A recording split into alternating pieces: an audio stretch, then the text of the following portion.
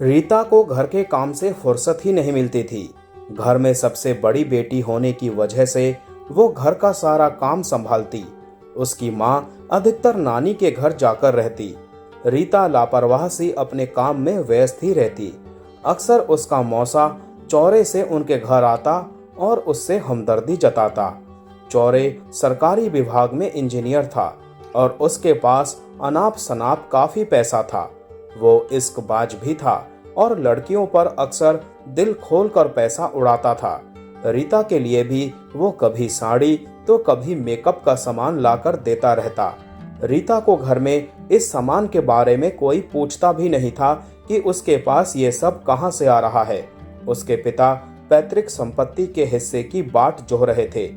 छोटी बेटियों पर वो ध्यान देते, लेकिन घर की बड़ी लड़की रीता जैसे घर की काम वाली ही मानी जाती। उसे सिर्फ काम करने के लिए कहा जाता। छोटी बहनें इधर उधर मटर गश्ती करती रहती, पर रीता घर के कामों में ही उलझी रहती। माँ को तो अपने मायके से ही लगाव था, इसीलिए वो अधिकतर मायके में ही रहती। रीता ही घर चला रही थी। मौसा के लिए ये सुनहरा मौका था। वो जब तब आकर रीता से पराठे बनाने को कहता, कभी आमलेट बनवाता। सामान वो खुद ही लेकर आ जाता। अक्सर वो रीता के आसपास ही मंडराता रहता। धीरे धीरे उसने रीता को कभी कभार अपने फ्लैट पर बुलाना भी शुरू कर दिया।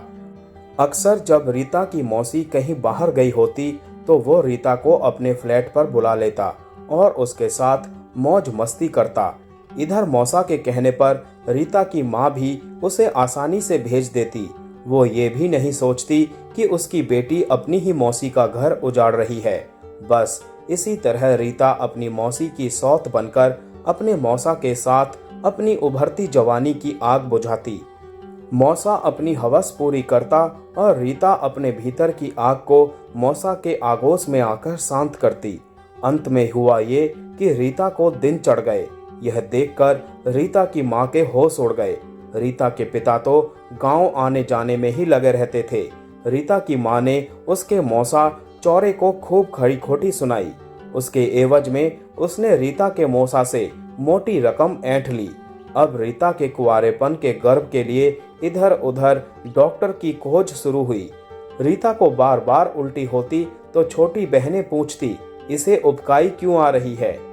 आखिर रीता की माँ ने अपनी भाभी के साथ जाकर शहर की सैंडीमन नर्स की शरण ली। उसे मुंह मांगी रकम दी। सैंडीमन इस काम के लिए शहर में जानी जाती थी। किसी भी कुंवारी लड़की का अनचाहा गर्भ यदि गिराना होता तो यही एकमात्र नर्स थी जिसके पास सुरक्षित गर्भपात किया जाता था। आखिर रीता का गर्भ गिरा दिया गया क्योंकि चौरे ने नोटों की गड्डी दी और सैंडीमन नर्स एक अनुभवी चिकित्सक थी।